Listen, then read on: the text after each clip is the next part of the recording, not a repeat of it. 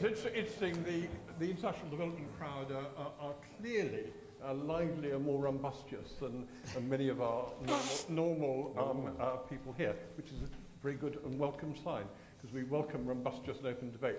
My name is Peter Riddell. I'm the Director of the Institute for Government, and welcome to the IFG, because I see around the room a very large number of new faces, which is absolutely welcome here, because we're not just about domestic government at the IFG, not only because of Chairman and Principal Supporter David Sainsbury, as you know, is very involved in development issues, particularly in Africa, in relation to governance in Africa, and as well as very scientific interests.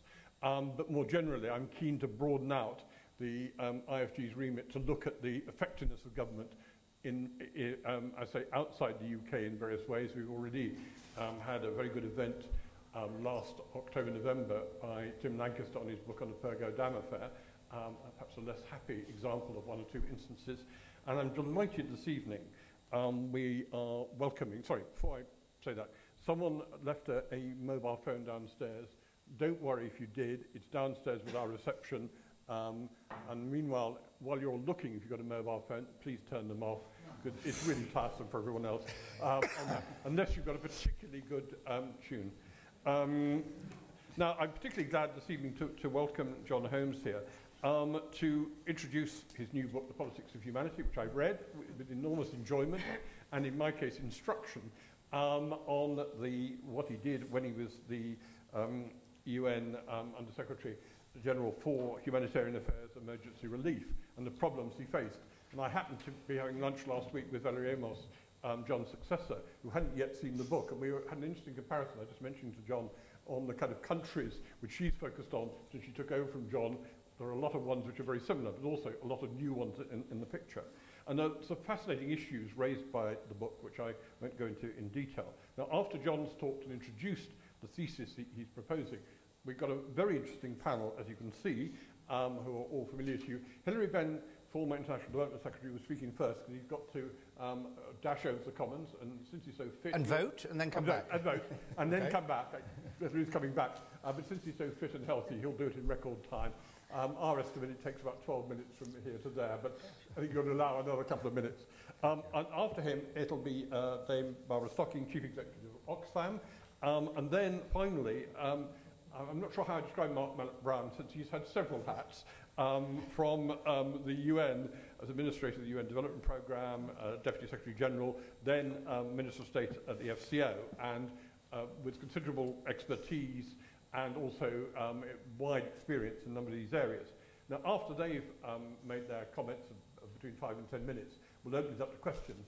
With the audience we've got here tonight, I can see there'll be a very large number of questions and points being raised, given the experience of everyone in the room. And what we'll do, we'll try and end about 7:30. But as you may have noticed, there are a number of copies of John's book outside. These are not for ornament. They're very much for purchase. And those who haven't got it, I will repeat later on my recommendation of it. So John is going to outline the tensions, problems and challenges he faced when doing the job, and then we'll take the argument on. John.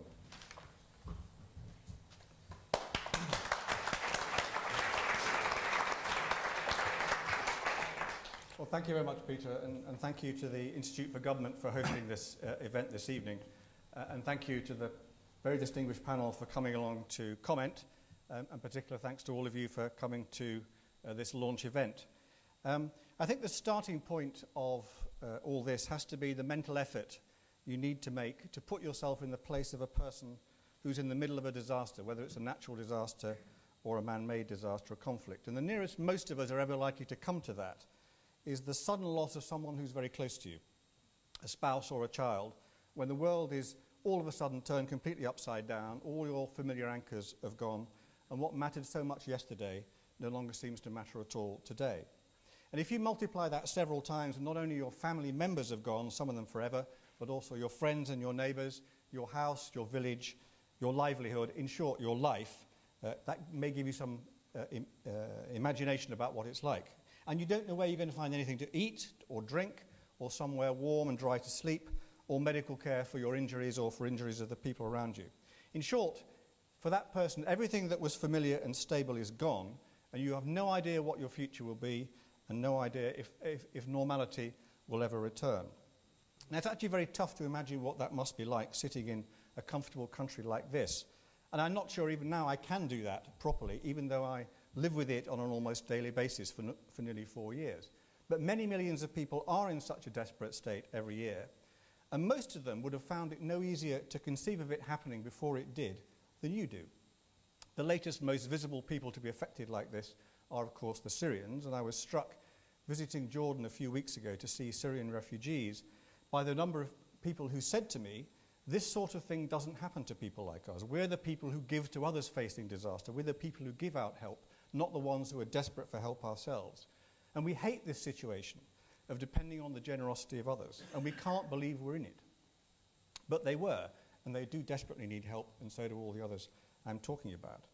Now, I say all this at the beginning because that's the uncomfortable reality behind what the book is about, and I apologize if my remarks already and for the rest of it are not very light or amusing, but the subject doesn't easily lend itself to that, so most of the book is pretty serious stuff. Not that there were never some lighter moments. I do remember very well the moment when I was unexpectedly, and by the way, against all the United Nations rules, presented with the National Order of Merit by the president of an African country we were visiting, in full African sun of 50 degrees, and to the accompaniment of the worst military band I've ever heard.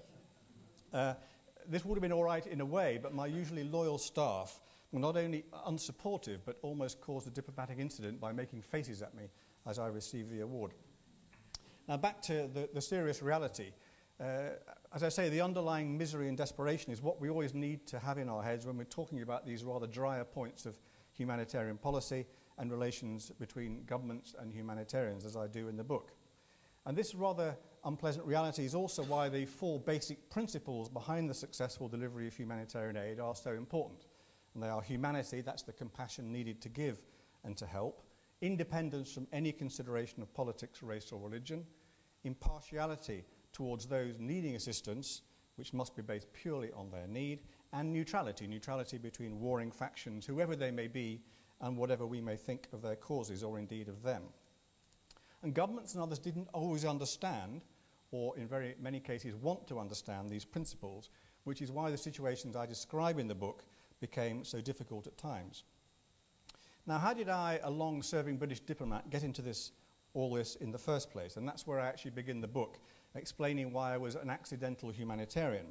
Because I was leaving Paris, where I'd been ambassador for a while, not sure what was going to happen next, when I was called on my mobile phone by Tony Blair, who was then the Prime Minister, saying he wanted someone to be the senior British person in the UN Secretariat in New York. Now, actually, he wanted me to be the Under-Secretary General for Political Affairs, which was a post the British had had before. But when I went to see the Secretary General designate Ban Ki-moon in New York, I learned that that job was actually not on offer, and I was offered instead the role of Under-Secretary General for Humanitarian Affairs and Emergency Relief Coordinator, to give myself my full, rather pompous title.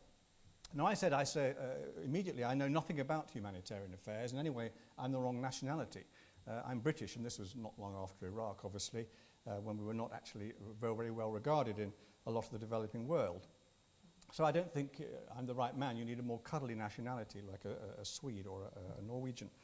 But he insisted, and so I said I'd think about it. And I went and talked to other people, and I learned of the value of the post and the opportunities it presented, and so eventually I accepted. And I have to say I didn't regret it at all, despite the horrors and the difficulties it did bring me in contact with in the years that followed. And I think I learned a huge amount. And when I finished in 2010, I actually just felt I had to write it down in a way I'd never felt about what had happened to me during my Foreign Office career, although that was obviously fascinating at times as well. The essence of the job was to make sure that humanitarian relief was well coordinated, not very romantic, and effective, and available wherever it was needed. So just very briefly, why was such a coordinating role required? Well, I think because the humanitarian system, which is not really a system at all, was and is so fragmented between different United Nations agencies, between the Red Cross family, and between many, many NGOs around the world. Now, these are all well-intentioned and many of them effective organizations, but they're also all independent, and they have overlapping mandates, overlapping responsibilities, and sometimes very different ideas about what's needed. So bringing this cacophony, if I can put it that way, together and making the whole equal at least to some of its parts was the key task I had, as my predecessors did and my successor has, without any ability to give any of these organizations orders. The only levers were the capacity to persuade them of the need to do something different, and of course the recognition of the organizations themselves that they needed to be coordinated to be effective. So what is the book actually about? Well, I try to explore in depth some basic policy themes about, for example, famine and food insecurity, the rights and wrongs of humanitarian intervention, accountability for abuses and the role of the International Criminal Court, prevention of disasters rather than just responding after they happen, and the future needs and the future nature, if you like, of humanitarian assistance. But most of the book is actually devoted to particular disasters and conflicts in individual countries or territories which particularly preoccupied me when I held the job, and which I visited a lot because I spent at least half of my time traveling. And I wrote it this way not because it's important to say what I did or didn't do for its own sake, but because I wanted to use these genuine down-to-earth experiences to illustrate the problems and dilemmas of humanitarian assistance in a practical way, rather than simply pontificating in theory. And that's why I have chapters on the conflict in Darfur, on the travails of southern Sudan, the end of the war between the government and the LTTE in Sri Lanka, the long-standing sufferings in the Democratic Republic of Congo, not least the scourge of sexual violence there, and the horrors of the Lord's Resistance Army presence, the long-running civil war in Somalia, Cyclone Nargis in Myanmar, Burma, the Israeli intervention in Gaza in early 2009, the earthquake in Haiti in early 2010, and finally the humanitarian consequences of both conflict and natural disaster in Afghanistan and Pakistan. And these are all examples of where the humanitarian imperative ran up against the political realities in very difficult ways. And I'm just going to touch very briefly on 3 of those situations to give you a flavor of the kind of things that the book is talking about. That's Darfur in Western Sudan, Sri Lanka, and Myanmar, Burma. First of all, in Darfur, there was a conflict, as you will recall, between the rebels and the government, which started in 2003 and quickly led to the displacement of well over 2 million people, which is more than a third of the population. And the international community then mounted what is still the single biggest humanitarian operation in the world, costing more than £1 billion a year, to keep these displaced people alive pending the resolution of the conflict. And by the time I got there, 4 years later in 2007, it wasn't really a hot war, but it's more of a violent and messy stalemate with no chance for the people who'd been displaced to go home. And there was a very big humanitarian community on the ground, around 14,000 people altogether, of whom around 1,000 were international staff, if you like. And this community was facing constant and increasing pressure from the government in Khartoum because they disliked their presence as witnesses to what was going on, and many bad things were going on. And they disliked the humanitarians' insistence in getting involved not only in providing the basics of food and clean water and medical care, but also in trying to protect the civilian population against abuses of all kinds, including by the government, and including, for example, very sensitive issues like sexual violence. I spent a lot of time visiting Darfur and Khartoum to put pressure, if I could, on the local government, on the central government, to let the humanitarian community do what we were there to do. And this was always a very difficult and unsatisfactory dialogue, that we had some steps forward, but usually just as many steps backwards. And all this culminated in March 2009 with the expulsion by the Khartoum government of 13 NGOs, including some big international players, ostensibly for unspecified, unacceptable behavior, but really because the president had just been indicted by the International Criminal Court for crimes against humanity. And humanitarian organizations, some of which were quite outspoken about what was going on in Darfur, were a doubly convenient whipping boy to use for retaliation. They weren't really able to hit back, and they were also good to get out of the way because of some of their inconvenient and embarrassing statements and activities. So the question was how to react to this. And the choice was essentially between pulling out all the humanitarian organizations to protest against these unacceptable actions and unacceptable conditions for those still working in Darfur, and staying in while trying to reverse the decision and at the same time trying to prevent a second and even worse humanitarian disaster because of the capacity to help that had been expelled. And we decided we should stay in, despite that provocation from the government, and we should try to improve things by continuing the dialogue, however difficult, and perhaps also enlisting the help of political governments and institutions who might have some influence in Khartoum. Now, that decision was controversial, particularly within the humanitarian community at the time, and only partially successful, because although we did largely prevent another even worse humanitarian crisis, we never really succeeded in getting the situation of the humanitarian community any better. So should we have drawn a line in the sand and pulled out altogether and simply faced the Sudanese government with the unacceptable consequences of their decision? I think that's an issue that needs continuing debate, and maybe we'll debate it a bit this evening. And meanwhile, let's face it, the Darfur crisis has not been resolved, even if it's largely disappeared from TV screens and newspapers.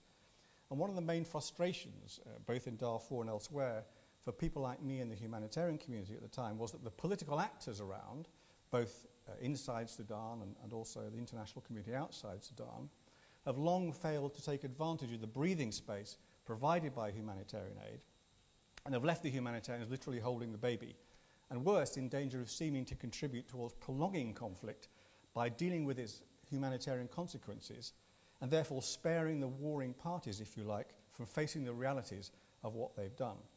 And also it leaves us creating, after 10 years, a whole generation of aid-dependent people, which is the last thing we ever want to do. Secondly, Sri Lanka. Like Darfur, this is still a live issue, although the conflict itself is over. And this, again, was a country where I visited a lot as the emergency relief coordinator. And the context here was what happened in the northeast of Sri Lanka in the first months of 2009, when the government forces finally defeated the LTTE Tamil Tiger rebels. Up to 300,000 Tamil civilians had been with the LTTE right to the end of that conflict, mostly held against their will by the Tamil Tigers and effectively used as human shields as the LTTE retreated into an ever smaller enclave. And while the Tigers were firing on any civilians who were trying to escape, the government forces were also using heavy weapons and airstrikes where they knew Tamil civilians were bound to be and were bound to be killed and injured. And many thousands, many tens of thousands perhaps, were killed and injured before the eventual total defeat of the LTTE and the release of the emaciated and disease-ridden survivors. And there were few witnesses to what was actually happening on the ground, and virtually no aid given, because journalists and humanitarian workers have been excluded from that area at an earlier stage. And this led to a series of controversies which continue to rage, and which I describe in the book. Should the humanitarian community have pulled out of the area when the government told us we should in September 2008, or should we have stayed, if we could? Should we have condemned the government even more loudly and publicly than we did, and given publicly and even more loudly details of the civilian casualties in this LTT area to increase international outrage, even when we weren't sure of the reliability of whatever figures there were? Should we have gone on at all working with a government behaving that way, or should we have pulled out of the country altogether as a form of protest? Now, I'm not going to go into the details of any of those controversies. I believed and believe, again, that we were right in the end to hang in there and to do what we could to influence the government from within as well as from without, while looking after the Tamil civilians who did escape from the LTTE and the rest of them when they eventually got out. But again, this is an area where there's a real debate to be had. Is the humanitarian community ever capable of setting red lines about its presence? Or will they always stay in the country, almost whatever happens, to try to help the most vulnerable people? Of course, there are other related issues discussed in the book as well, including how the government could and should be held to account for what they did, which has not happened so far. And finally, a slightly different sort of crisis, the natural disaster in Myanmar, Burma in 2008, when Cyclone Nargis hit, you may remember, when 140,000 people lost their lives to a massive tidal surge in the Irrawaddy Delta, and a further 2 million desperately needed help. But the government at the time refused for weeks to allow international aid workers into the country for fear that they would actually be CIA agents in disguise, or even worse, journalists. And the military regime were paranoid then about the international community, and they took an awful lot of persuading, first of all by me and then by the Secretary-General Ban Ki-moon, that the needs were so desperate that they had no choice but to accept outside help, and that we were not attaching any political conditions to the help we wanted to give. Now, our cause wasn't helped, and the regime paranoia, if you like, was fed by loose talk from some Western capitals, not particularly London as it happened, that if the regime would not accept aid, it should somehow be forced in at gunpoint. Now, in practice, intervention was not a realistic option. And in this case, talking about it did not influence the situation in the right way at all. And the wider background is that much of the press and some Western governments were not convinced it was possible to have a sensible or productive dialogue with such a regime. But I thought there was no choice faced with such overwhelming humanitarian need, and that the regime could be brought to see sense if they were approached in the right way. And in the end, that was what more or less did happen. The international aid workers were let in, not least because perhaps Ban Ki-moon was able to talk to the regime as a fellow Asian, and we were also able to use ASEAN as a way into the decision makers in the capital.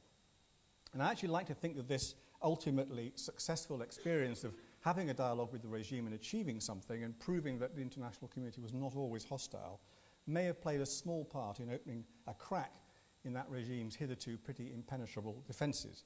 In any case, as you all know, the situation has changed out of all recognition for the better since then. Now, to end quickly and to find out more about all these situations, you'll have to read the book.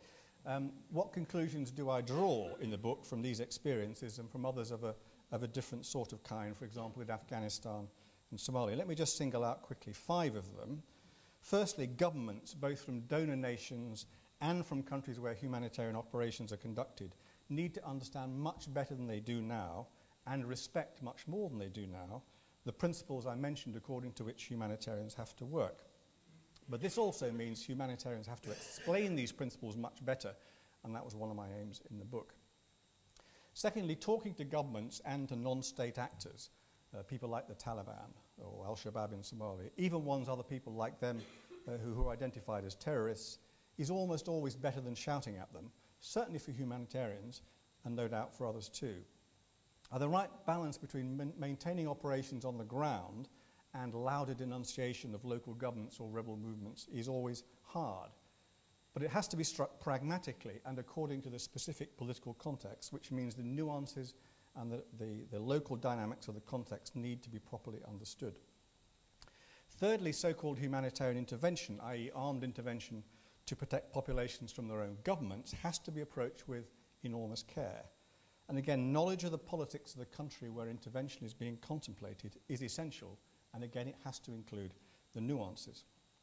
The unintended consequences of intervention are often so great and so negative that it must truly be a last resort. And this is, of course, a very live issue still in Syria, and perhaps we might get onto that in the discussion. Fourthly, preventing natural disasters and reducing the risks from them when they do strike has to be given a much higher priority than it is now, compared to responding with help after they strike. And that means both by the governments of the countries concerned and by the international humanitarian and development communities. Humanitarians also need to spend a lot more time on building local capacity in disaster-prone countries to deal with their own disasters as much as possible. And this approach, focused on disaster risk reduction and local capacity building, should, I think, be the model for the future. But lastly, there is still going to be a need in the future for more international resources and more international humanitarian capacity to deal with the consequences of conflicts and of major natural disasters where local governments can't cope, not least because of the increasing effects of climate change. So providing those resources will remain, I think, a worthwhile cause worthy of all our support, and I hope the book will help to persuade you of that too. Thank you very much for listening.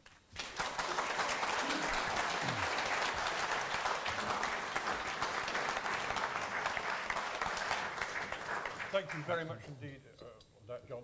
Lots and lots of questions there, which we'll come to later. But one of the interesting things, which you touch on in the book, but not so much, is the attitude of some of the governments, which comes in and out when a disaster happens and so on. Now, someone who was International Development Secretary for a long time and was very much involved in that, Hilary Benn. Here or? Well, wherever you... Then I can wave my arms about, right? Yeah. Thank you very much. Cheers. Well, John, I wanted to thank you very much, A, for sending me the book, and B, inviting me to come along here this evening, because I really enjoyed reading it, not least because parts of it were like those 4 years I spent at DFID, kind of flashing before my eyes, not least in respect of some governments who hadn't changed at all. And if I may say so, I think what really comes across from the book is that you navigated your way through this minefield of politics and humanitarian difficulties with enormous skill. in very, very difficult circumstances. And as you open with that description, inviting us to imagine what it would be like for us, I think there's many of us in the room who were sitting there thinking of people we have met in the course of whatever our involvement has been in humanitarian relief operations. And I was really glad because the people who give the support, humanitarian relief workers, I was really glad you mentioned the doctor who runs the Panzi Hospital in Bukavu, who I remember visiting, the most godforsaken place.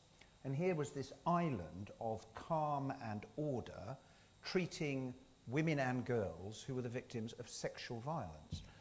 Until my dying day, I will never forget going into one room, and there was a 9-year-old girl and a 5-year-old girl, both of whom had been raped so badly that they both had fistula.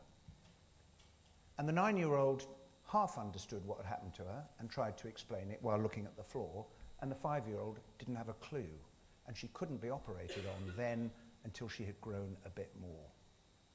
And I asked him as I left, why do you do this? He said, my father was a vicar, and this is the way in which I can help. And I think one of the things that we should do is to acknowledge the contribution that people from the countries themselves, we always forget the people from the countries themselves, because all the coverage in Britain is, what is Britain doing to help? And that's kind of understandable, but the bulk of the work is being done by people locally. Well, Sudan clearly hadn't changed, I have to say, because, you know, arguing about 30 tons of medical supplies stuck in a container for several weeks in Port Sudan, which I did, or asking him to explain, why have you let in the jeeps but taken the radios? Because you know that the relief agencies cannot use the jeeps unless they've got the radios. And you had to pursue every single one of those vigorously. I think what also comes out from the book is there is this constant dilemma, and you expressed it most sharply in your comments just now in relation to Sri Lanka, but I think it's also true in Gaza, the DRC, and elsewhere. And in circumstances where every comment, every action, everything you do is going to be argued over and seen as political by somebody, how do you balance that obligation to tell it straight about what's happening on the ground with your desire to provide help, especially when the host government could say, out? And I think to err, as you clearly did, on the side of doing your darndest to help people and to be able to stay there was the right thing to do, because frankly, going back to where you started, the people who have nothing and need help, how is it going to assist them in those circumstances? And I suppose I'd also observe that if you're upsetting just about everyone, then you're probably doing your job properly. It was very interesting in a couple of cases. The tsunami in Aceh, pretty clearly, Cyclone Nargis, more debatably, great crisis led to some change in the politics that certainly in Aceh people were not anticipating. In other cases it didn't work. When the Indians offered helicopters to the Pakistanis after the Kashmir earthquake, the government of Pakistan said, thank you very much, we'll have the helicopters, but we won't have the pilots if that's okay with you. So they never turned up. Another dilemma, and you've referred to it, is who do you talk to on the ground? And I'm absolutely with you in talking to who you need to talk to in order to get the job done. When I went to Somalia in 2006, at the height of the drought, and met UN and WFP workers and asked them, you know, how are you getting the supplies through? They were dealing with people with guns who were taxing them, stealing the food. And I was really struck, A, by their courage, B, by their ingenuity, and C, by their determination to make it work despite the unpleasant nature of some of the people that they were having to deal with. Was that the right thing to do? Of course it was the right thing to do. Just a couple of wider reflections. First, about the effectiveness of the international humanitarian system, because I think it's work in progress. The reason I proposed the setting up of the Common Emergency Response Fund was because it seemed to me barking mad that when crisis struck, the UN was having to ask people for money to do something about it. The flash appeal, as it's called. And it's a bit like ringing up the fire brigade tonight saying, there is a fire at the Institute for Government. And they'll say, fine, we'll be there as soon as we can, put the phone down. And the fire brigade says, we're now going to issue a flash appeal for fire engines. Will someone pay for the fuel? Anybody lend us some ladders? It wasn't good enough.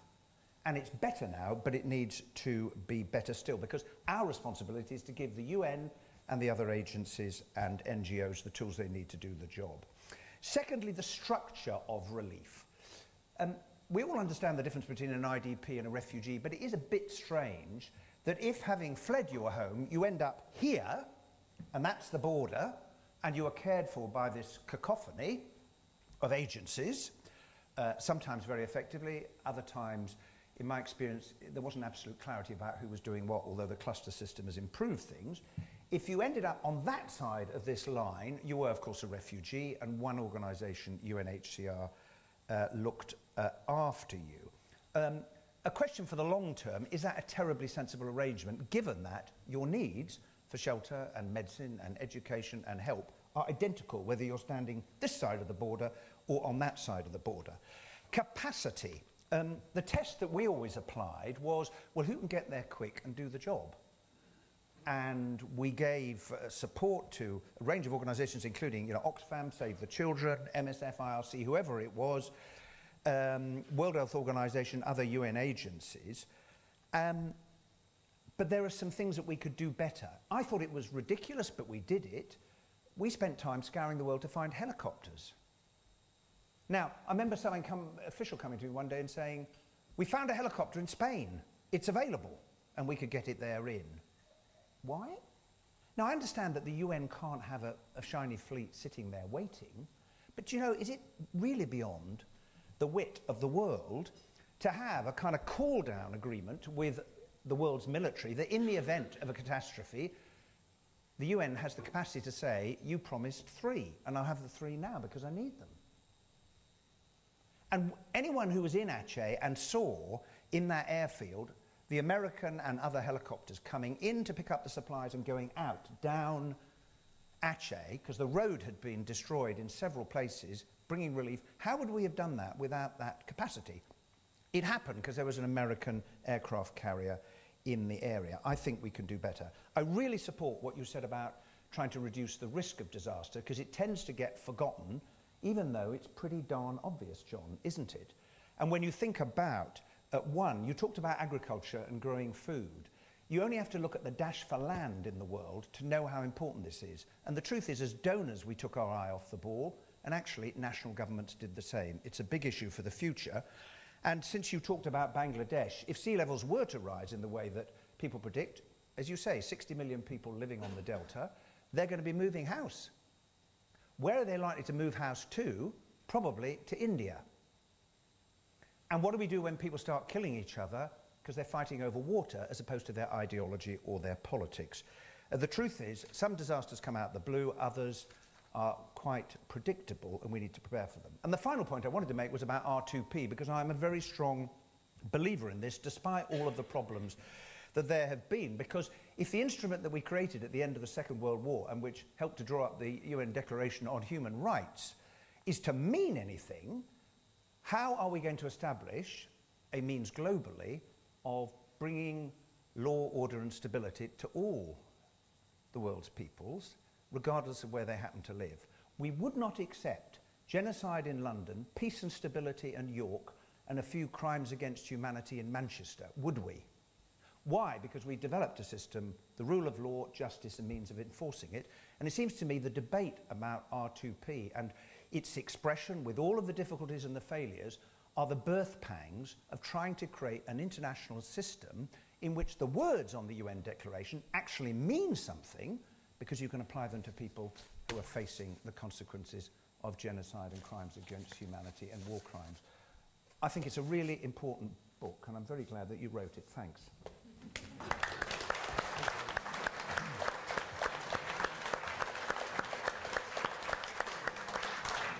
Thank you very much indeed, Hilary, for your initial contribution before you dash off here.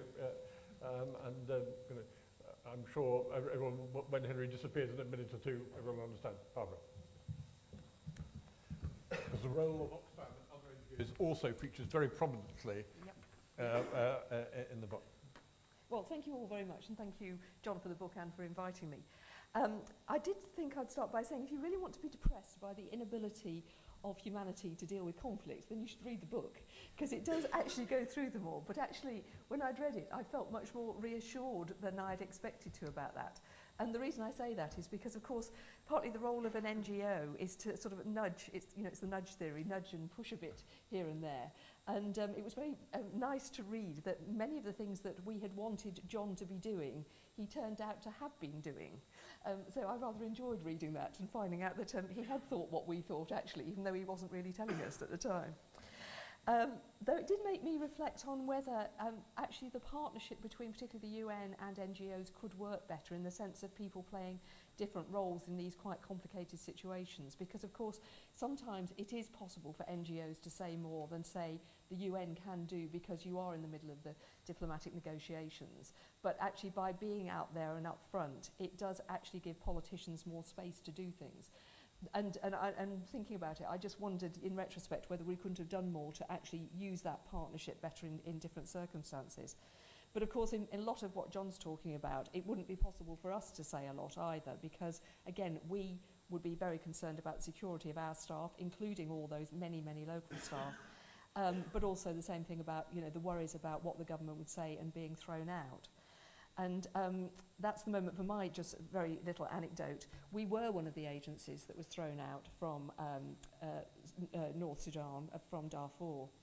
And we were allowed, everybody, all the expats had to leave within 24 hours, but we had to pay off our local staff, but we were allowed to have 3 people to stay, to close the office and to deal with all the vehicles and things. The deputy country director who stayed was an Iraqi who had actually closed our offices in Iraq not long before, so he was a skilled closer of things. But what happened was we had long negotiations with him, sort of encoded words across the telephone, to make sure that nobody else could get into our computer systems, so that actually the government couldn't find out what we had been saying, though they probably knew it all anyway because they'd been listening in, and we had, you know, others minders in the office, I think. Anyway, the computer system was nicely closed off, and you know, nothing could be found. But then what this deputy country director found was a cupboard where a very, very efficient administrative assistant had copied most of our emails. So hanging in the cupboard were these hundreds of files. And what the 3 of them left did, every night they took a rucksack home and put these pieces of paper through the washing machine to get rid of what was on them. So that's an example of sort of laundering in crisis, actually. But anyway, these amusing things do happen in the midst of all these things. But coming on to what I want to talk about a little bit is this politics and humanitarianism, and then a bit about the future. And of course, as John says in the book, actually disasters are actually political incidents, and I don't just mean conflicts. Many of what are so-called natural disasters are actually either man-made, or at least the poorest people are suffering them, and that is an issue about power and where poor people are. They're in the worst places, and they have the worst conditions to live in. They have shacks that fall down and all the rest of it. So it's very clear that we are responding to humanitarian crisis as the sticking plaster, while the political world ought to be solving the problems. No question about that. We can't solve many of these underlying problems. As John says, though, I think it would help amongst the political community if it did have a little bit less hubris sometimes about what it thinks it can do, and really think through what is going on locally and understand it better. Another part, I would say, is actually it would be nice if the international community delivered what it said it was going to do. And I'm sorry Hilary's gone, because actually the British government do tend to deliver what they say. But just last week I was hearing that only 30% of the aid that was promised to Haiti by governments has yet been delivered. Now, that's an absolute scandal, frankly. You know, why should governments be allowed to stand up and say they're going to give things and it never appear? That's truly shocking. And then, as John says, the other point is that, of course, we wish the international community would stick with it and not disappear onto some other crisis. These things actually, both in the humanitarian action, but more importantly, the underlying political situations, are very long-term and need long-term focus. And even when some of them are on the way to being solved, it's probably 20 years after a conflict that you get a country actually really capable of running in any sort of normal way. The one thing I think that was a bit missing from the book, though, for me, on these conflicts, was actually the question about the engagement of the local community. Because in conflicts, in the end, if the local community aren't truly engaged, it is not very likely that conflicts can truly be ended. Local people do have to live again with local people, as you say in places like Rwanda and so on, as you see in places like Northern Ireland, for example. And I think not enough is really done, and maybe that's because people are coming in from outside into many of these conflicts, not understanding the local politics, the local clan systems, the local whatever it is, and therefore don't pay enough attention to what it's going to take to get people really to really want peace and to live together. So that's a bit about the politics. Then on the humanitarian side, John's absolutely right. The thing that bothers us all the most is this issue about being able to operate really impartially.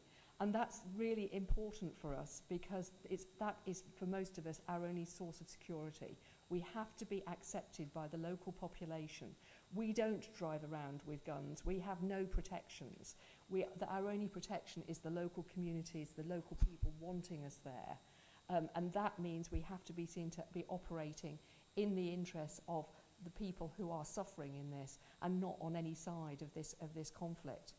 Now, that has been particularly difficult in this last decade, of course, because many of the big Western agencies are agencies based in the countries which have been the belligerents in the conflicts that we're talking about, particularly, obviously, Afghanistan and Iraq. And I have to say, I've spent a lot of my time with the military around those issues, who do, in the British sense, actually, at least, many of them do understand when you say, you've got to understand, not only do we need to be accepted now, but we as humanitarians will be here long after you've gone home. And you mustn't make it impossible for us to work in these countries by wanting to align yourselves with us, by wanting to use us in certain ways. We have to have that independence and impartiality. And as John says, we need to do more to explain that to people in a very practical sense, not in a great principled, highfalutin sense. We simply practically cannot act now if we're not accepted, and we won't be able to act in the long term if we're seen to have taken sides in what's been happening. So that's incredibly important. How much all of that impartiality is accepted right across the world is a very big question. I think more and more as we go on, we find that actually in most religions and in most cultures, actually there is an understanding about the need to do things for people who are suffering and to make sure you're not seen to be doing that, just because it's in your interest, in whatever those interests are. And I was thoroughly enjoyed actually hearing a debate between the Malaysians and the Filipinos on the TV on Al Jazeera the other night, who were calling on the fact that somebody was breaching international humanitarian law, and I thought that was a jolly good thing that they were debating that, rather than thinking this was a Western construct. Now, the future. I think John's got his finger on quite a lot of what I think we need to do in the humanitarian system. I think it goes beyond, though, just things like, well, I've got 4 points, but one of them is this debate between the humanitarians and the development people. And it does go beyond just disaster risk reduction, because what needs to happen in countries is quite a long flow. Yes, it's disaster risk reduction, helping communities prepare.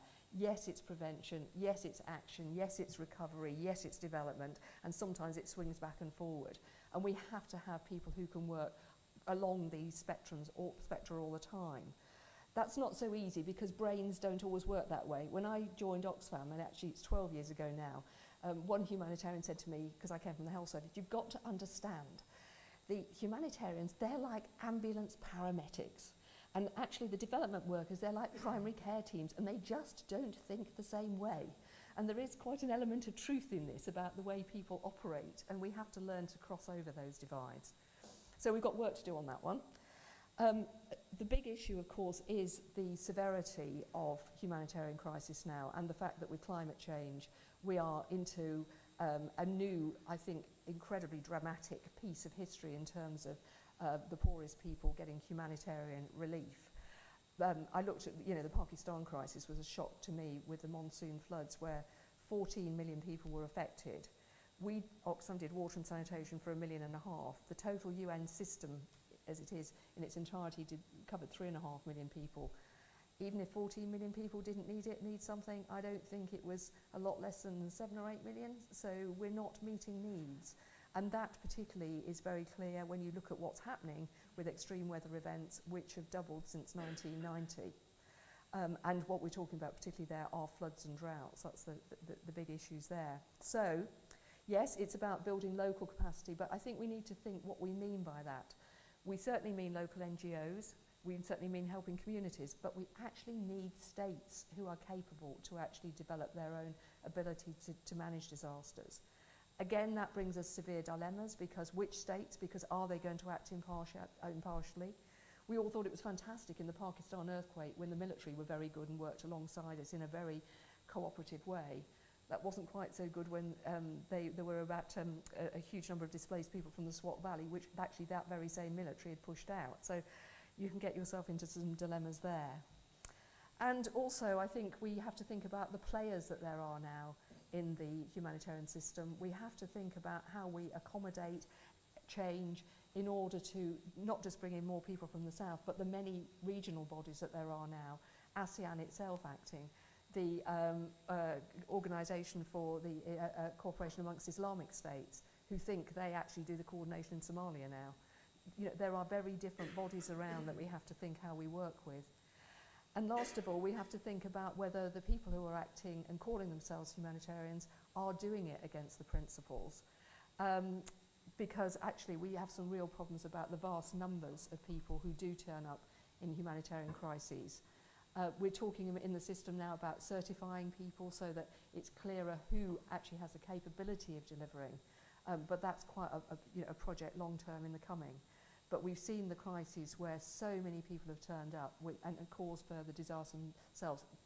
Tsunami was a very bad one, Haiti just as bad.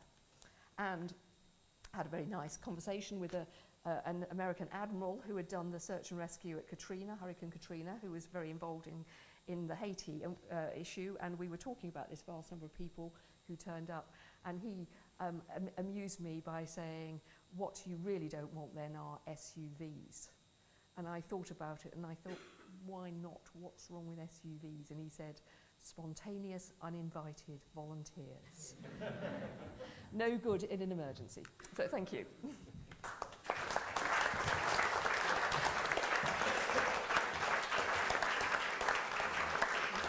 Thank you very much indeed, Barbara. Now, it's our final speaker from the panel, Malloch-Brown.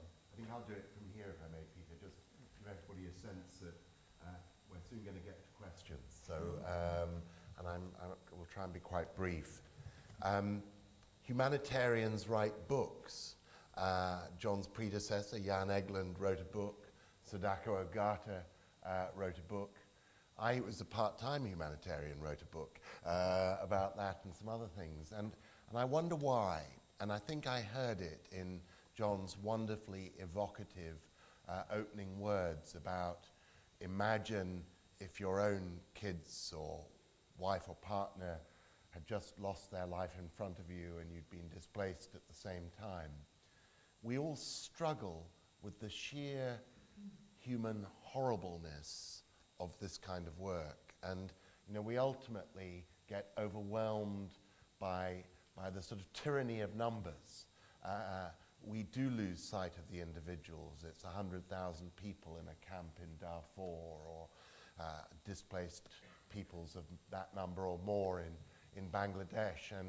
And I think when we stop doing it and think back and reflect, we want to again seize that incident of the individual.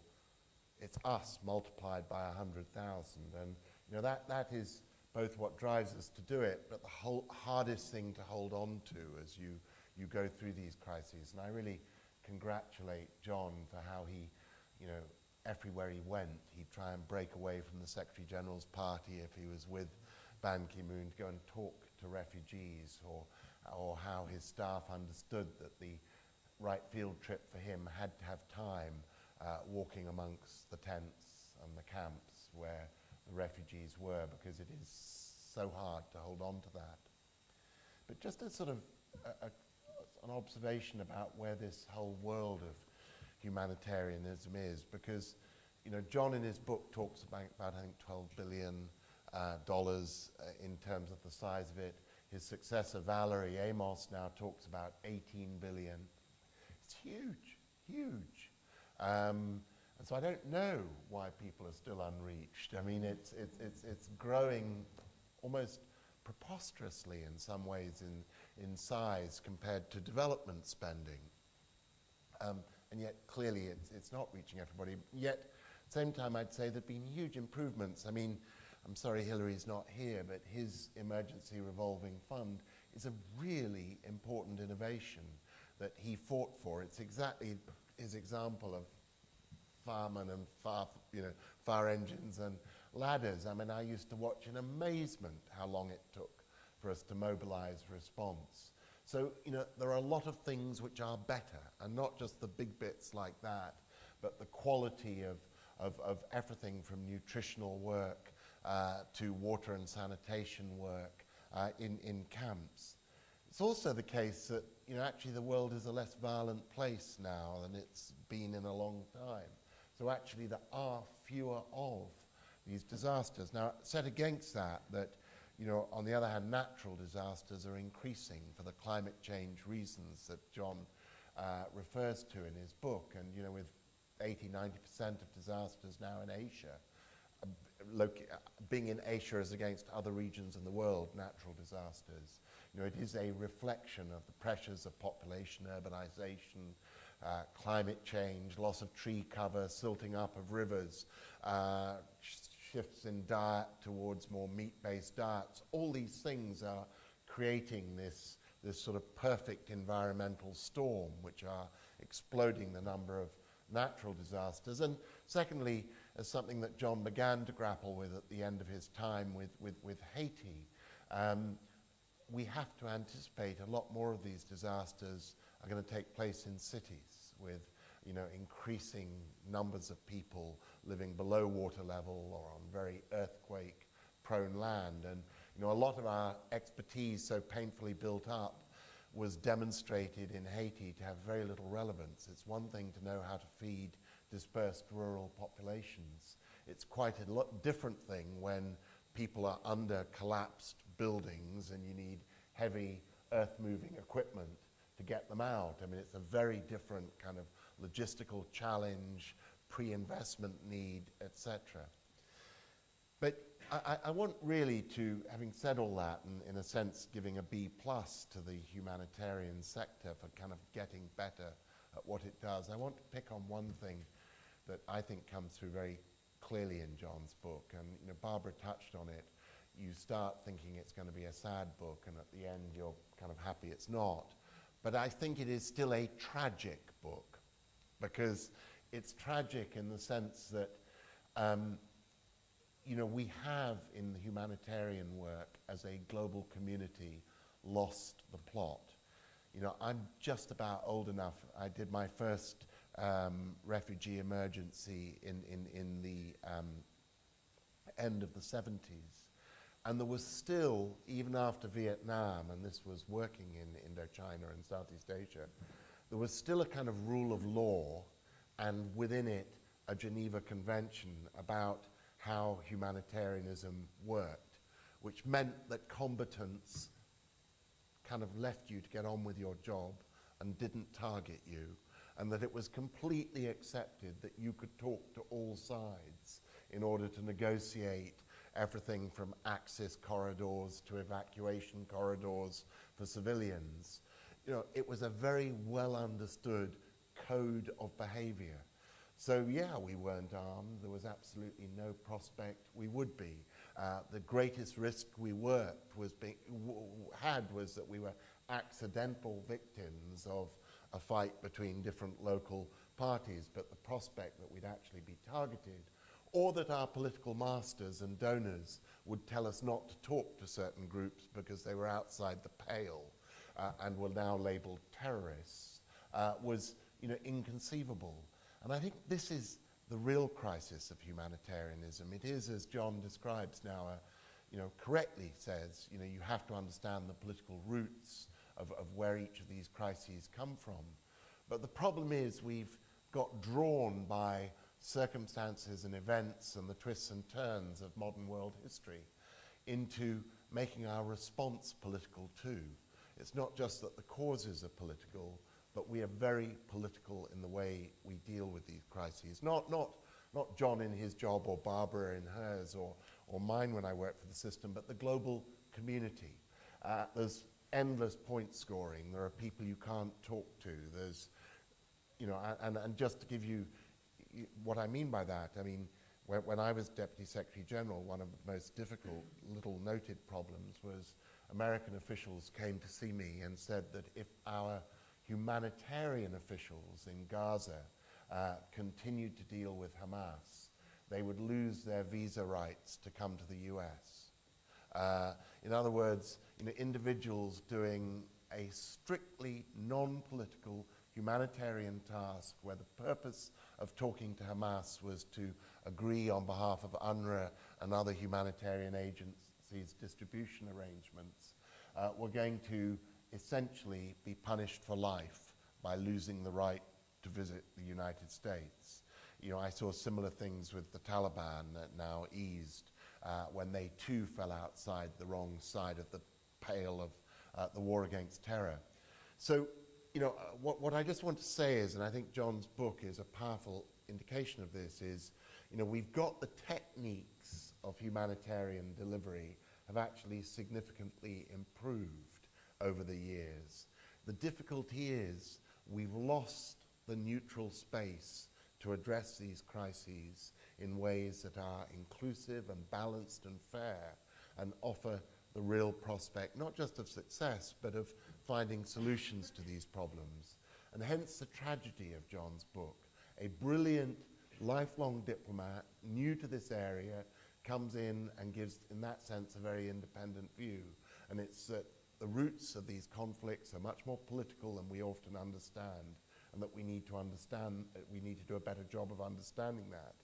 But his final scoring on all of this is the problems he inherited, despite all his efforts, were for the most part still largely there at the end, because we've lost the means, the neutrality, the independence to solve them. Let me stop there. Thank you very much indeed, Mark.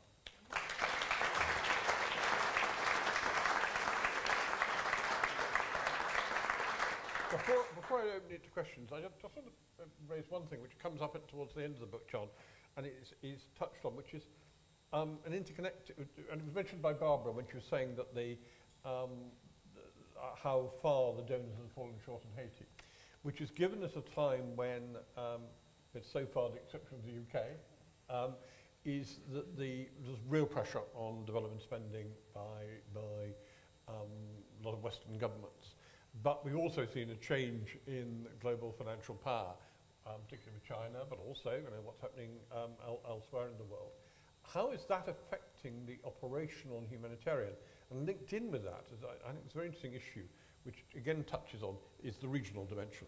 Because you tend to talk about it in global terms, but there are powerful regional organisations too, increasingly, who would put themselves take the lead. So to kind of pose those two link points. Well, I think there are a lot of new actors in this game, which is a good thing in some ways, particularly from the Islamic world, and we don't always think they operate according to the right principles, but the fact that they're there acting and with sometimes with large resources is a good thing. Now, one of the things I was trying to do when I was in New York was to try to get people like the Chinese and the Brazilians and the Mexicans and the Indians to recognize they had not only a responsibility to look after their own disasters, which by and large they did, but a wider global responsibility to contribute to the global effort as well. And they were beginning to do that. I mean, not very much, to be honest, but they were beginning to do that. But the reverse of that was that the reality was that nearly all the money was still coming from a very small number of countries. I mean, probably 90% on the humanitarian side, it may be slightly different on the development side, comes from about 12 Western countries, of whom obviously the UK is one. That has to change over time, because I don't think these countries are going to be able to sustain that burden, but it's not changing very fast at the moment. And some of the new donors are not very sort of principled about it, because they want to give money for their own reasons, which may be much more political even than Western donors do. So I think there's a big problem there, which we haven't cracked yet. On the regional organisations, I mean, they are important, and they will be increasingly important players, because I think the UN, the world is too big and too complicated for one organisation to deal with, so the regional organisations are going to have to deal with it more and more. But when you actually look at them, I mean, leave aside the European Union, which is special case. If you look at ASEAN or the African Union or some of the others organised in Latin American states, they don't actually have any capacity to do anything. They can make statements and they can be interested, and some of them now have humanitarian departments even, but their actual capacity to do anything, their knowledge and the resources they have are virtually nil. And so, you know, we work very successfully with ASEAN in Myanmar, Burma, as I was saying, but that's because they recognized that we had all the capacity and the resources, they had the political access, and that was a good partnership. It wasn't because they could do anything themselves. But that, again, it may change, but you know, most of them, as I say, and particularly the African Union, which is the one where you could see something happening, they really don't have any resources. You go to the African Union building in Addis Ababa, it's empty, essentially, and there's nothing going on there, really. I mean, there are statements made and all sorts of things, but the real activity is simply not there. Barbara, do you want to go in? One quick point on that is just, I think simply it's very easy for humanitarians to have to deal with the problem rather than to think about how to invest in the future for those other bodies that could be dealing with the problems. And I think certainly in Oxfam a couple of years ago we said we are not actually going to grow our capacity to deliver. If we're going to grow at all, we're going to do it by trying to develop the capacity of these other bodies. For instance, ASEAN, where we've got staff now in there working on how to help them with their disaster management capacity. That's just a very small example, but I just think that has got to be the way it's got to go. Mark? Okay, fine. No, questions. Right, and could you say, right, I know exactly who Edward, we're a former colleague, but could you explain who you are briefly and ask you a question? Thank you very much. I'm Edward Mortimer and had the privilege of working with Mark at the UN, left just before John got there. I really wanted to pick up the last point that Mark made about this politicization and the loss of innocence. It seems to me, you know, we go round and round in circles on this. There are two questions really. One is it, so to speak, all our fault, or isn't there a change also in the attitude of the parties, but various movements and groups, and maybe in some cases governments too, have sort of discovered that by targeting humanitarians you can get a political result. But the other, and perhaps bigger question is there an alternative? Because I feel that the impulse that has pushed us into this political approach, and R2P really is the sort of culmination of it, it comes a lot from the humanitarians themselves. John was too kind to mention the name of the man who wanted to force aid into Myanmar, but it was Bernard Kouchner, who was one of the founders of Médecins Sans Frontières, and who became so disillusioned. And you hear over and over again this thing, we're just, and you said it, we're just putting sticking plaster on the wounds, you know, these are political problems, it requires political and military action to deal with them. Alain Detex went through the same sort of road to Damascus, certainly that's probably no longer an appropriate metaphor, over Bosnia and Rwanda in the 1990s. And in a way it was rather like Kouchner, he ended up becoming a politician because he felt that humanitarianism isn't going to solve these problems. But of course, if it's the international community that is trying to solve them by political and military means, that does compromise the neutrality that you were talking about. Now, let's take another question as well. Two gentlemen, we'll take two questions, and then open it up. Robert Cooper, this is just a very short comment on one point that Edward Mortimer said, following on from what Mark Malloch-Brown had said about the loss of whatever it is, the loss of the sort of Geneva Convention attitude. Well, part of the story about that is the change in nature in conflict. That the Geneva Convention functioned when you had two armies wearing uniforms, and there were rules.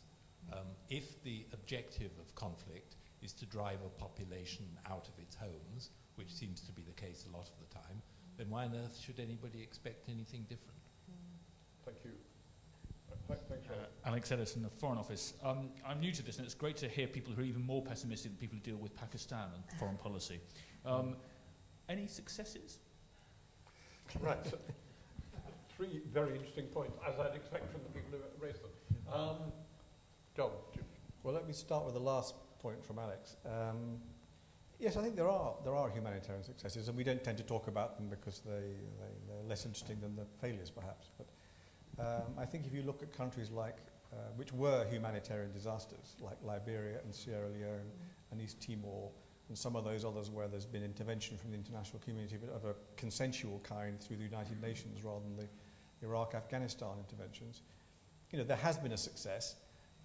They have come off the sort of, you know, I never went to those countries. I didn't need to because they were development issues. I mean, they were still very fragile and very difficult, but they were making progress, and you know, so they had been saved and had moved on. Actually, I mean, Hilary Benn was talking about it. The tsunami before my time was actually quite a significant humanitarian success, I would say. I mean, not everything was perfect about it, but you know, never mind the Westerners on the beaches, and if you look at what happened in Aceh and how it was rebuilt, that's actually quite a success, which again is not a purely humanitarian success. And we shouldn't maintain the distinction between humanitarians and development actors, although it sort of exists whether we like it or not. So there are successes as well. You know, countries do move on from you know, disaster status to something a little bit better. Another success in a different way would be Indonesia, which was, you know, the main victim of the tsunami, where you now have a disaster management capability which is not perfect but much, much better than it was. So they're much better able to, I mean, it's the most disaster-prone country in the world, they're much better able to deal with their own disasters, and they've learnt from that. Of course, they're wealthier as well now.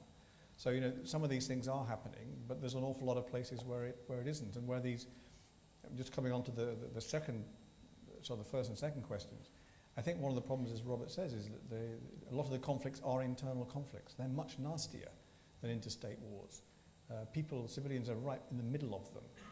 They don't always flee over borders to escape from them. So the fighting is going on right in the middle of the civilian population. The civilians are the victims. You know, there's not many soldiers get killed in these wars. It's usually civilians. And that makes the whole business of dealing with them much more complicated. You know, has the humanitarian community lost its innocence? Well, I mean, I think the humanitarian community is trying to operate in the same old way, and you know, some places it still works with the respect for the principles and their neutrality. But there's no doubt that, as Mark was saying, the number of targeted attacks on humanitarians is shockingly high at the moment, and it tends to happen in a few countries. It's sort of Pakistan, Afghanistan, Somalia, particular places, and Darfur in different ways, where it's happened most. And those have been the most politicized and the most intervened in, and that's where the confusion between the humanitarian agencies coming from the same countries, as Barbara said, as the interveners, means the confusion between the two is extremely easy to make and very hard to get away from.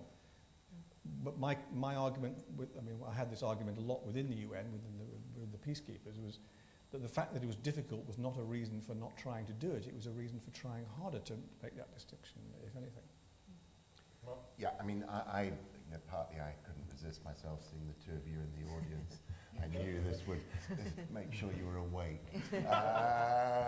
But you know, look, I mean, the first thing is, I mean, you're right to pull me up. I did not mean to imply that it's just the Western donor side that has politicized this.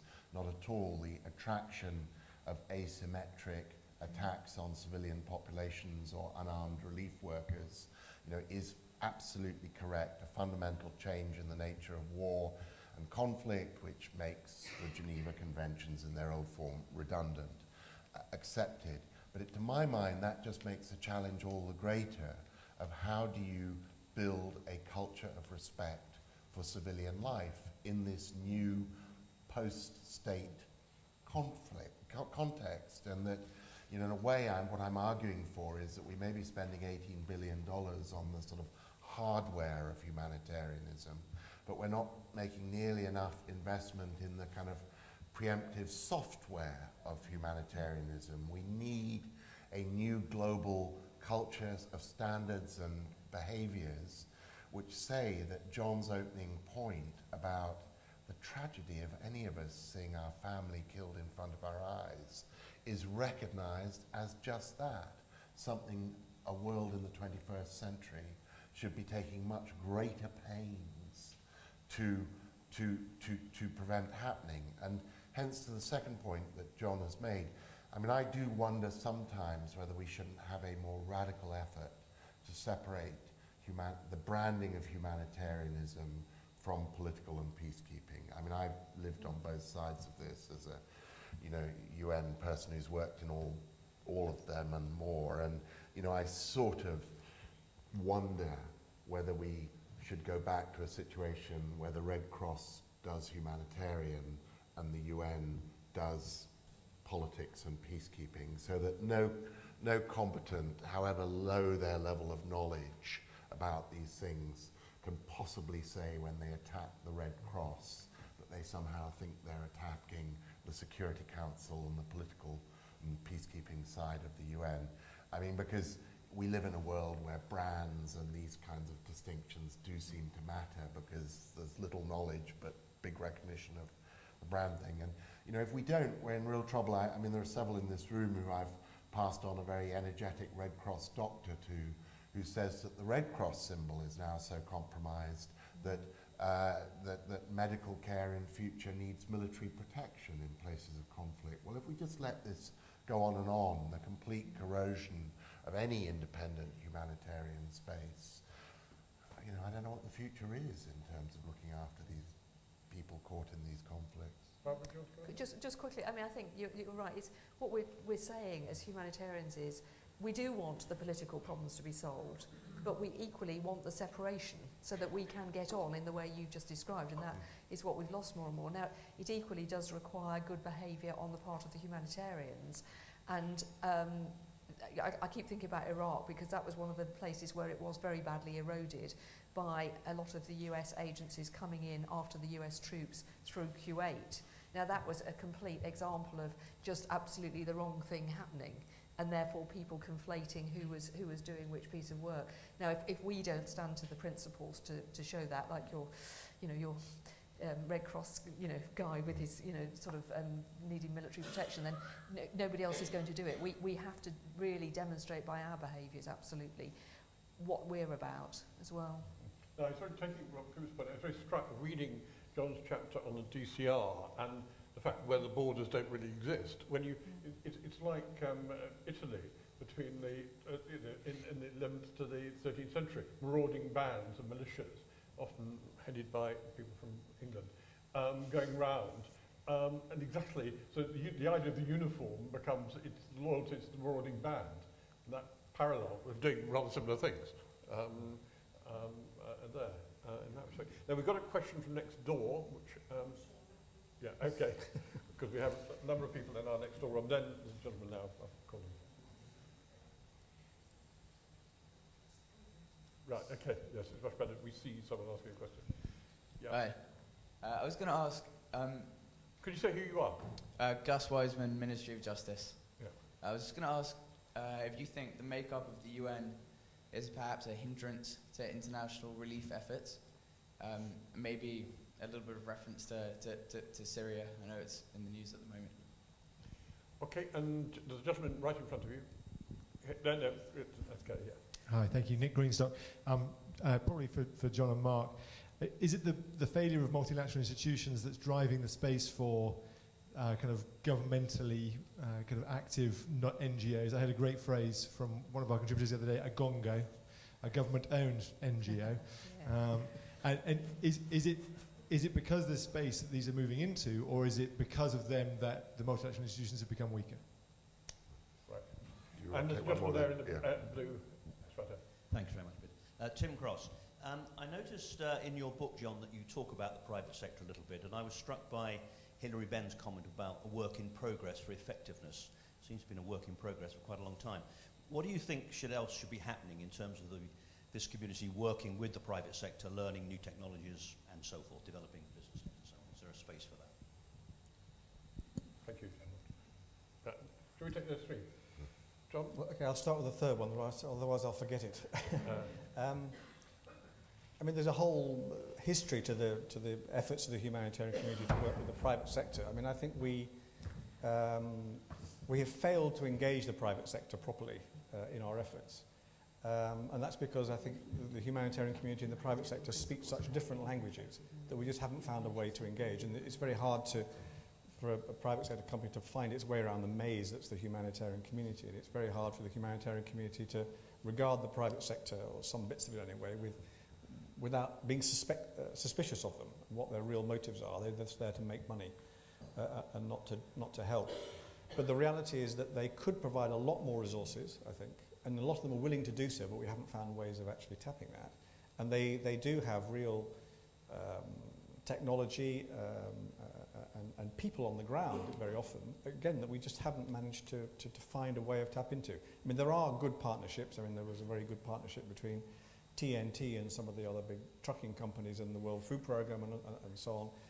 There have been to some extent in the health field some decent partnerships, but much less than you might expect. And we haven't managed to tap into, for example, all the resources that the Gates Foundation have. They somehow prefer to... I think they like to have things which have labels on afterwards, and actually what the humanitarians do by and large is transient. You know, there's nothing with a label on afterwards. I mean, you've saved lives. That ought to be a good enough label in itself. But you don't have a hospital with, you know, donated by so-and-so afterwards. And so maybe that's a bit of a disincentive sometimes, both for the private sector and the foundations who like that kind of recognition. Sure.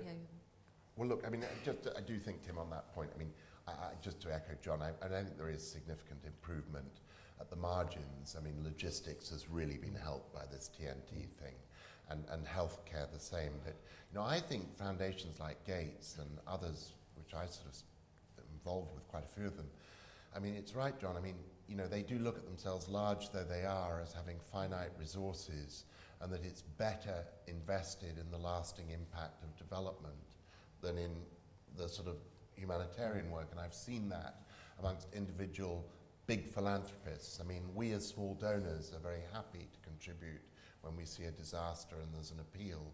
But if you are strategically thinking of where can the billion that you've made have most impact, I think it's not surprising that people tend to kind of make that decision of going for the more durable investment. But going to the other issues raised, and particularly Syria, and you know, I mean, Syria is, of course, shows everything that's wrong about the system. I mean, I'm a political and humanitarian in a way.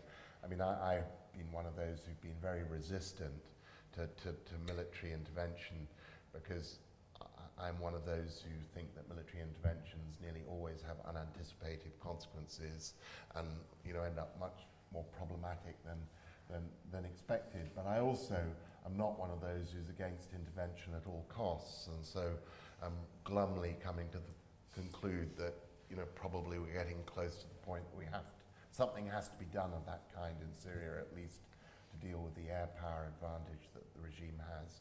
But you know that if you do it, the immediate humanitarian impact is to increase the problem, not decrease it. And just the level of displacement, the level of civilian casualties will go up before it comes down, because the regime will target people even more.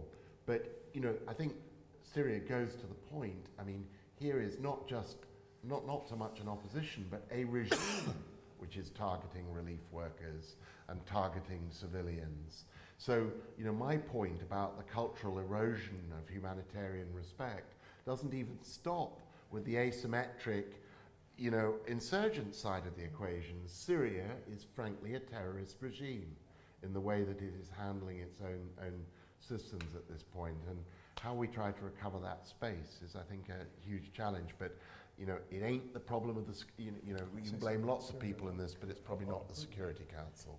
Yeah, well, I wasn't going to blame the Security Council, but I do think there is a problem with the trust in multilateralism. And that's very well understood, or at least acknowledged, because, you know, frankly, the powers that there are in the world, which was John's beginning to talk about, you know, the Indias, the Chinas, the Brazils, those are the people who are now becoming the powerful in the world.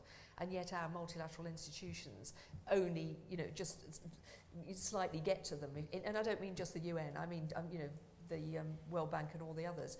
So there is a sense that the people who are supposedly guiding the multilateral world aren't all there and aren't all playing equally, and therefore aren't necessarily trusted very much. Now that, to me, is an absolute disaster in a way, because, you know, I'm one of the, probably, like everybody else here, probably a believer in you do need to have something happening at the global level. And most particularly, if those institutions are not trusted, they are also not going to deal with the very big problems that we've got to face, which are beyond individual conflicts, things like climate change, which is the one absolute area where something has to happen globally, and yet we don't have a multilateralism working at the moment where anybody thinks that the multilateral system is going to do anything to solve it for us. Hilary? I didn't hear the question, though I have a sort of... You're a politician. What's Go the on. problem? Yeah. that was unworthy of you, Mark. I think I would echo a lot of what Mark said, because it's, for all the reasons we understand, fearsomely difficult. We know that there wasn't UN agreement because of the vetoing of resolutions. You know, and I want the global system to work, but I think there are occasions, and you make the point in your book, John, and I think rightly so, where even if you can't get agreement at the UN, are we going to sit on our backsides and watch certain things happen? And I personally don't find the argument that, no, you're compromised, you can't do it, a profoundly convincing one. And I also very much support what you said, John, and it is an argument we've heard a lot. Just because you can't do the right thing everywhere has never struck me as a very good argument for not trying to do the right thing somewhere. And that's why I talked about the birth pangs earlier. Obviously, the situation in Syria is evolving. It's really hard to see how anybody's troops on the ground would get involved, but we do seem to be edging towards something more with the latest announcement of armoured personnel carriers to carry people about. Now, quite how they will be used, I don't know.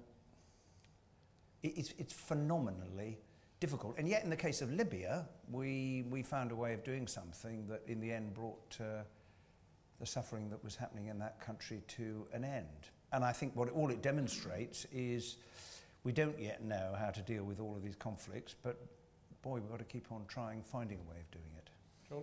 I just wanted to make a point about the humanitarian effort in Syria, which I'm not an expert on, because it's not my business anymore, but I did go to Jordan, and we do quite a lot through the International Rescue Committee, which I'm now chair of in the UK.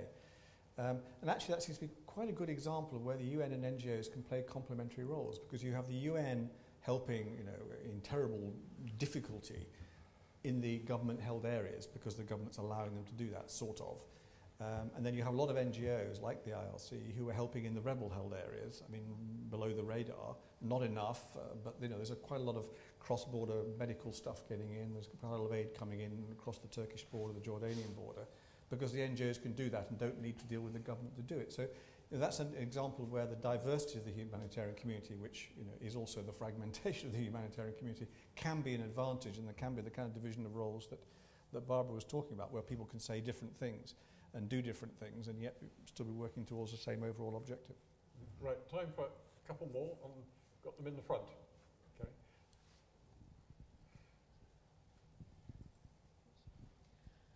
Rebecca Diskey, Cabinet Office. I was just wondering what you thought of the argument that in conflict situations particularly, humanitarian aid can actually prolong conflicts by enabling two or more sides to survive and actually giving them an incentive to continue conflict. And if you do buy that argument, what we can do about it? That was exactly my question. Right, fine, good, well. Right, well, sorry, and there's a gentleman there. There's the final question, yeah. Joshua Aspton from ALNAP. I was wondering, in terms of new horizons for humanitarianism, do you think the engaging with the diaspora, for example, would be a new way forward, considering a lot of the shortfalls in language that's always associated with humanitarian interventions? And, for example, the Somalian diaspora in the UK, the Pakistani, and also even the Philippines diaspora, which contributes a huge amount to GDP and rebuilding after many of the cyclones. I was wondering, is this a new horizon to explore? Or, two very interesting points there. The first one, very much one you come to all the time in the book. Shall I ask the others before you finally start? Yeah, sure. Hilary. On your question, well, I mean, the diaspora can contribute in a number of ways. When the earthquake in Kashmir happened, there was an enormous fundraising effort on the part of the Kashmiri community in the UK, quite extraordinary. And there were people who went and helped. When I flew up to Balakot and Muzaffarabad one day, we gave a lift coming back in the helicopter to a guy who was a doctor in the UK, but he'd come for 2 weeks to assist. Now, there's lots of practical examples, and we should assist people with the right skills to help. In response to your question, well, I don't know whether it would or it won't, but it doesn't strike me that's an argument for not trying our darndest to continue to give humanitarian support to people who need it. Because the idea that if people were dying in front of the combatants' eyes, that they might say, oh, crumbs, I think we better stop. I'm not entirely convinced, given the origin of some of the conflicts that we've been discussing this evening, that that would be the outcome. And I think humanitarians have got to do their job without fear or favour, while the politicians do theirs. And with the right will and the right circumstances, the most extraordinary things can happen. And behind you is a photograph of the outcome of that. Because to many of us who lived through, the 70s and the 80s, the idea that the two of them would have been sitting next to each other jointly in government seemed utterly fantastic and impossible. And you could look up there too, Henry. And there you are, and there's another example. And so we have to do our job. Right. Barbara? Yeah, just to agree with Hilary on that, I mean, I think you're probably right. I think there are conflicts where humanitarians are enabling a conflict to be kept going because people are not actually rising up, against something. I often think about that in Myanmar, actually. If you really just help the population a little bit, does it stop it actually demanding of its government what it wants from them? But I don't think there's any alternative to that. I think humanitarians start from the point that actually it's a person's life today that matters, back to John's opening remarks. And that's the thing that we have to hold on to. That's what we're there for. And then have to work on the consequences of that rather than stop doing that in order because it might have some certain consequences. Yeah, I think actually in truth you could make the same argument about peacekeeping and all sorts of other interventions, and there's many a case when one's wondered whether peacekeeping is just freezing a conflict indefinitely, or and whether you're really doing people a favour. So I think whether it's humanitarian assistance, you've always got to look at these interventions as not ends in themselves. They help people while the political side tries to find a solution. And the moment the political side stops trying to find a solution, and it just becomes a kind of permanent welfarism, if you like, then I think you're in real trouble. And we have quite a few situations around the world which have lapsed into that latter state. On the other point, yeah, obviously diasporas have a huge amount to do, and I think we're all learning that language, understanding of cultural conditions, all the things that John mentions in his book, are absolutely critical, and we should take advantage of our own diversity as a country to reflect it in our humanitarian operations abroad. Final word, John. Well, I think I would echo what the others have said. I mean, clearly, and I mentioned Darfur as an example where we sort of are prolonging conflict by being there, but what choice do we have? The more difficult one is the aid dependency. 10 years on in Darfur is clearly very significant for 2 million people still living in camps. And so there's a constant argument about whether we should be telling them to go home now, but it's still not safe to go home, and that's a political act telling them to go home. So we have real difficulties there, and there's no easy answer. But we need to be beware of what we're doing, or at least aware of what we're doing while we're doing it, so we can try to reduce it to the minimum. On the diasporas, remittances from abroad are hugely important flows, which we don't know much about, and much bigger than aid flows and all sorts of other things. Whether they all go in the right directions is another matter. We don't really know where they go. Diasporas also can be a big source of help and assistance, but you have to be a little bit careful because some diasporas are highly politicized, and so for example, the Tamil diaspora in Sri Lanka is highly political, well, was anyway when the conflict was going on, was highly politicized and couldn't have operated in any sort of sensible way, in a humanitarian way, I don't think. And there's a separate point about the value of having local people from the country. Clearly they're much better, they understand the local situations better, but they're also prisoners of their own situation, so there are things they cannot say and things they cannot do because they're going to be intimidated by the local government or the local militia, whoever it is, much more than an outsider who can always be thrown out or leave if things get too hot. So you need to get the right balance between the local and the international, including the diasporas. Well, can I thank you. It's been absolutely fascinating hour and a half discussing John's book. Exactly what I hoped it would be: stimulating, challenging, some very interesting questions on the floor. It's also, from the Institute for Government's point of view, something we're going to carry on because entirely by coincidence, we're having your successor here in October, early October, to talk about her experience doing the job. And but I hope we're talking provisionally October the 9th. We'll have it on our website. And also what I found very good this evening is to see such a different audience. I hope you'll come back to other things which the Institute is doing. Now you've come to one. What we want to do is broaden the international scope of looking at what are the problems of good international governance as well as domestic. And I'm delighted to see you all here. Now, on your behalf, I'd like very much to thank Hilary, and I very much appreciate you going across the park and back, and your contribution. Barbara, Mark, and particularly John for the book. Now, there are copies of the book outside. I know his publishers haven't got the physical strength to take them out of this building. So that means you've all got to buy them to ensure the pile disappears. Because it's a fascinating book, as you'll have gathered from the discussion. You've got 5 of us here, well, 4 of us who read it, 1 wrote it up here, all of whom find it extremely rewarding, and I think you've gathered that from the evening. So could you join me in thanking the panel?